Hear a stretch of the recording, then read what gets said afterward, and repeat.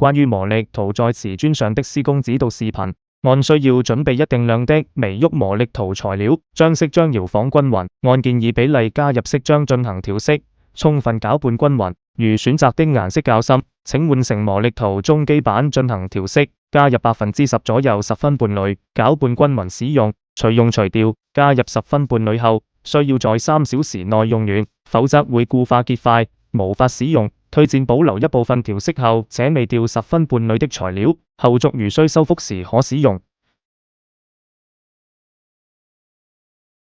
使用打磨機打磨一片瓷磚，自側光看不到明顯光澤，除去表面灰塵。滾塗後石專業瓷磚處理劑1片，每桶瓷磚處理劑約施工110平方米。使用滾筒，將後石專業瓷磚處理劑均勻滾塗在瓷磚表面，此時瓷磚表面的釉面和處理劑發生粉凝後，會出現泛花的情況，應反覆滾塗至泛花的瓷磚表面再次呈現均勻的顏色，即為處理完成。半小時後，可將瓷磚處理劑產生的粉末擦乾淨，等待24小時令處理劑和磚面、磚縫充分粉凝。完成後，務必仔細拖地，將粉凝完成產生的粉末清理乾淨。準備施工第一片磨礪陶，按照實際施工面積調配磨礪陶，要求3小時內用完。將調配好的材料倒入托盤中使用，使用羊毛滾筒蘸取材料，均勻滾塗一片，注意收乾滾筒人。